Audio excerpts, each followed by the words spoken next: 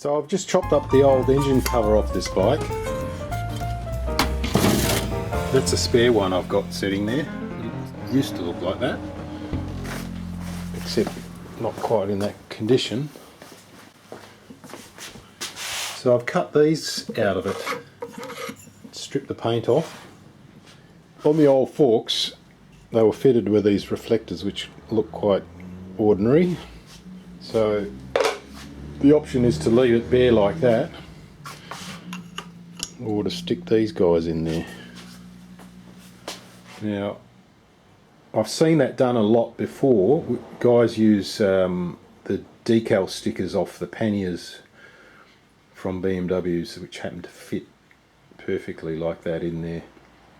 But I don't really like the look of that, but I do quite like this one. It adds a fair bit of contrast, and it's that patina of it being alloy is quite good. What do you guys reckon? I think I might try it. I'll just silicone those on there and they'll be on there good and proper.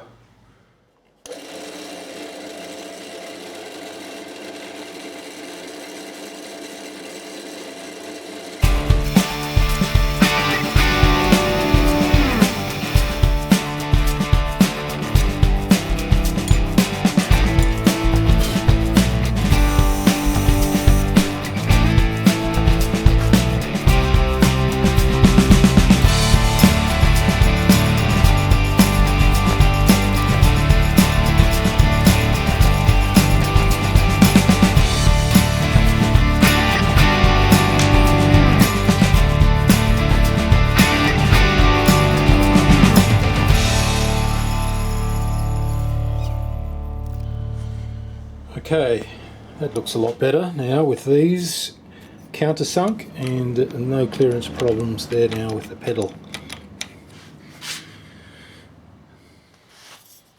Mufflers back from Clyde. That's how you do TIG welding.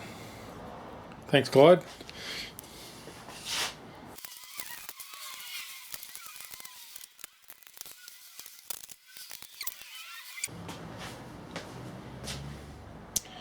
Okay, I'm just going to put a lug on the end of this battery cable here.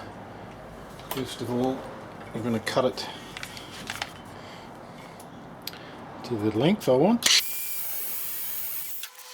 This is the lug I'm putting on. It's a 10mm diameter with a 6mm hole.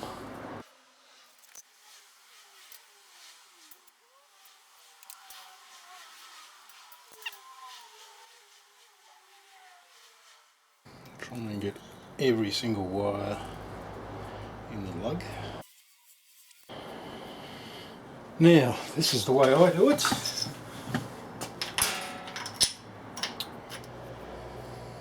I've seen a lot of people solder these joints. It's probably okay, but most of the cable manufacturers I've seen do not recommend doing that specifically. They say just to crimp it. Solder can make these joints corrode.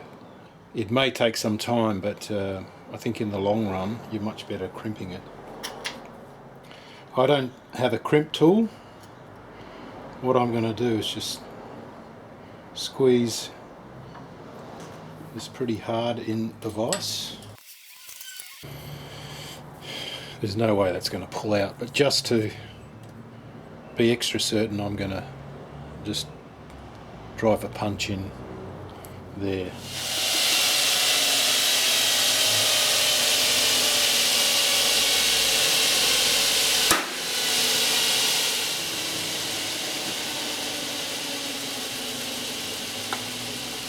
Now I'm going to bend this tab a bit as well so it feeds into the battery a bit better.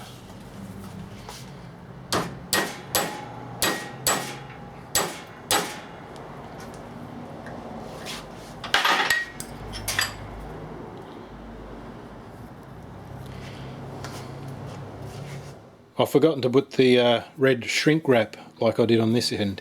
This is a positive cable, so I'd like to make it red for positive, so I'll just use some red electrical tape.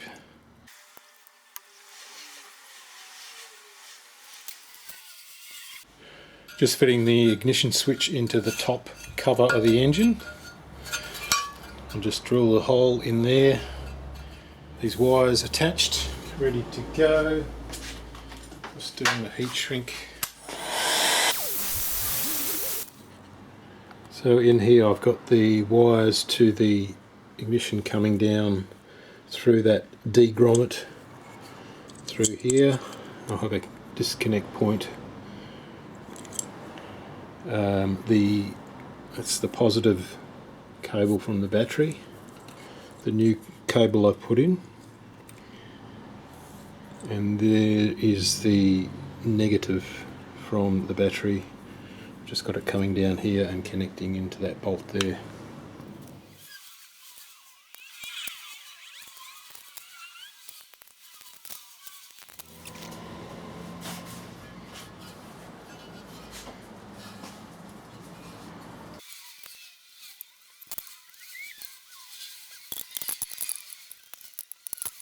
I think I'll have to cut this slot here a little bit, just a little bit deeper.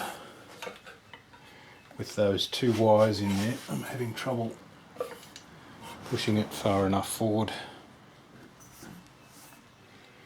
I may have been a bit economical on cutting that slot, so I think it just needs to go a little bit further.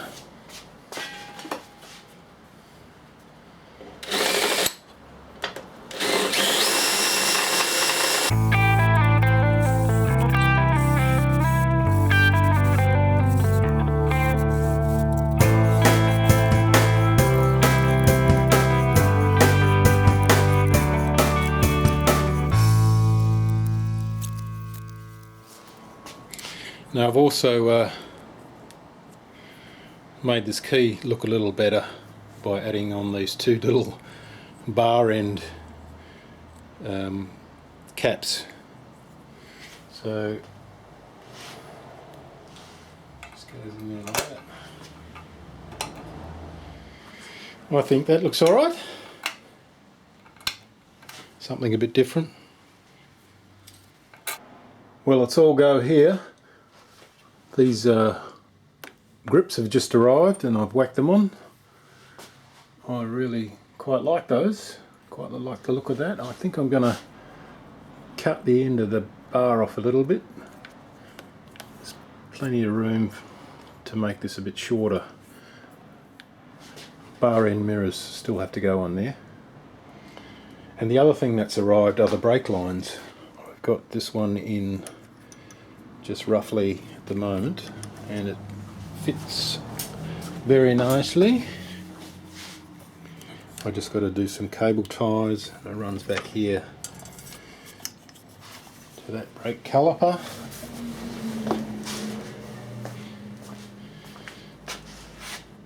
I've got these guys siliconed on. Got most of the wiring done. Headlight is wired up. Cables are done here. That's all wired up. Now that I've got the brake line here, I can install this sensor, the magnetic sensor there. It's a pickup for the Speedo unit. And that'll come up here, up the brake line and into here. This is the first of the front end brake lines, and that's going to go in like this. I'll need to twist that banjo there.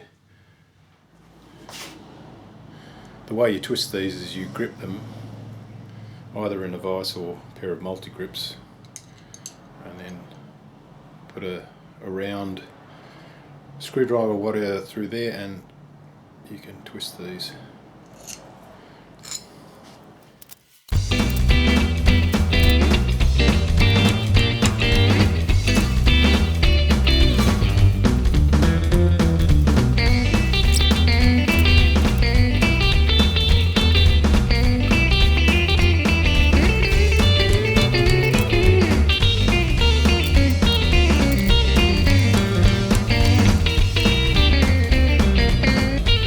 So that's it loosely bolted in place. coming down to here with that manifold, and then down to the calipers. The really good thing about this arrangement is that, well, everything moves with the steering. The only thing that flexes is this as the wheel goes up and down.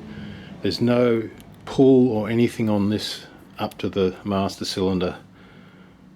It's a really good arrangement. I like that. Okay, I'm going to wrap up this video here. I haven't made a whole lot of progress recently. I was away all last week mountain biking down south, but what I have done is work on the paint scheme. I've spent a fair bit of time working on that. I've got the tank covered up there because I don't want to reveal yet exactly what the colour scheme is. The guards there give you a bit of a clue, but not really. That's all going to happen fairly shortly, hopefully. I've got to go and see the painter this coming weekend and discuss plans. I'm not sure how long it's going to take at this stage. He's usually fairly busy, but he's very good. I'm still waiting on the top triple clamp and the indicators. I've still got a lot of work in front of me. All the fluids need doing: fork, oil, brake lines, gearbox, engine, diff, shaft. Still got a bit of electrics to tidy up, and then of course fire the thing up, get it running, get the painting back, and then we'll do the big reveal.